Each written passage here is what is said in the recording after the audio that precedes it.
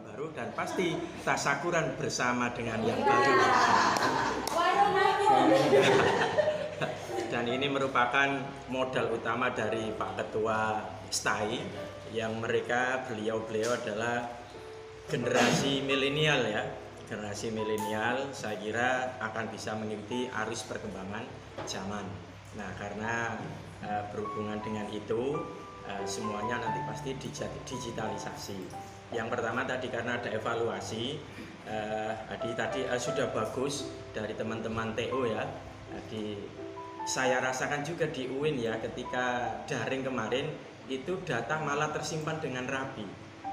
Kalau luring selesai itu kadang disimpan di mana.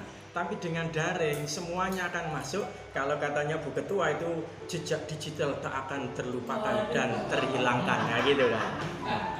Itu. Jadi cuma harus ditata rapi lagi. Contoh yang barusan Google Drive yang di share itu kan sudah ada hanya tiga prodi. Tapi prodi itu nanti dipisah lagi. Jadi misalnya khusus RPS. Jadi PGMI di situ kan ada PGMI, ada PHI, ada HKI.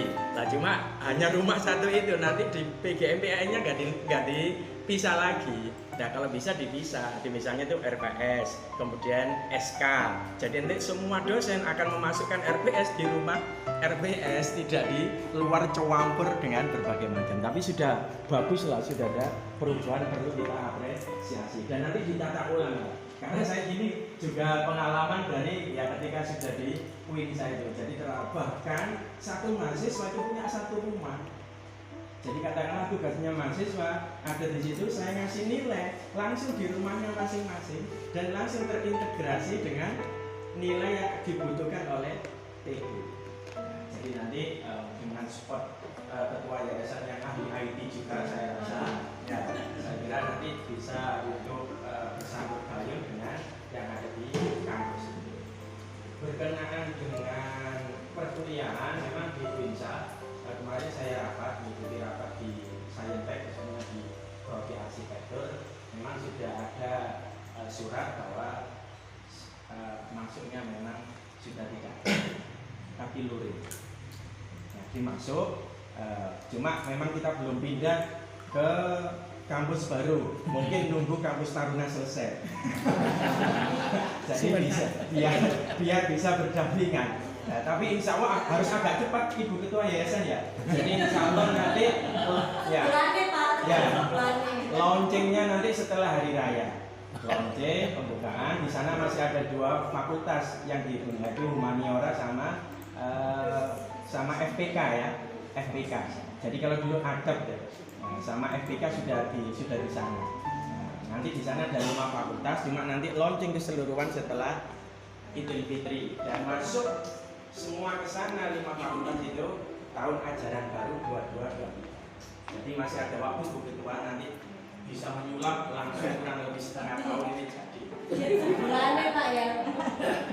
Kan ada Ibu Gubernur itu kelihatan. Amin. Ya, jadi pertanyaan dari Ibu Ketua 1 tadi gimana di UINSA atau yang lainnya? Yang jelas tadi memang kata-kata terbatas sih sudah hilang Bu. Kalau terbatas kemarin kan ada batasan lagi setelah itu. Di contoh kemarin hanya semester 3 yang berdomisili di Surabaya Sidoarjo yang sudah vaksin dan yang itu masih banyak. Nah sekarang sudah tidak ada yang itu karena sudah bersinergi. Jadi yang masuk memang semester 2 sama 4 ya, 4. Kenapa 6? Karena 6 itu sudah banyak yang nanti mulai proposal. Nah proposal bimbingan macam-macam ya masuk gitu. Tadi masuk ke kampus.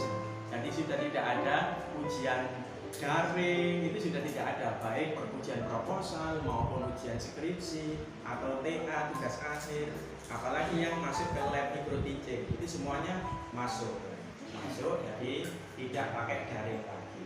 Jadi kalau berdasarkan itu, di samping suasana kondisi Surabaya sudah sangat kondusif dan persyaratan minimal vaksin sudah 2 kali, saya kira sudah semuanya, yang mungkin sudah waktunya masuk luring. Apakah tadi kita diambil oleh Mas Sujud langsung diambil Jangan nanti ketika sudah dibutuhkan Mas Sujud disalahno.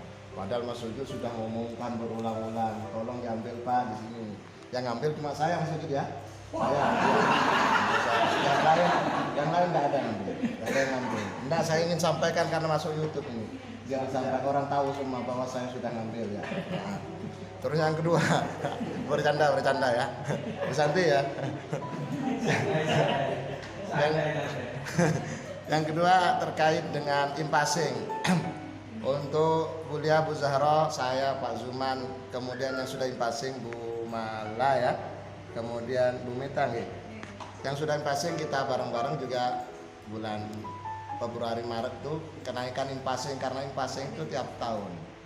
Jadi semakin sering mengajukan impasing semakin tinggi itu vitaminnya.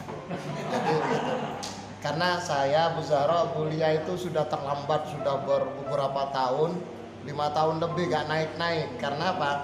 Karena informasinya terlambat dari Kopertais dan Kopertais tidak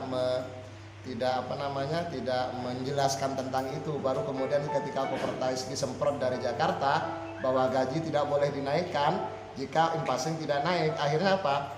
Ditekankan oleh Kopertais tidak akan menaikkan gajinya dosen ketika impasingnya tidak dinaikkan. Sehingga sekarang tergantung minat kita mau naik gaji harus impasing diajukan.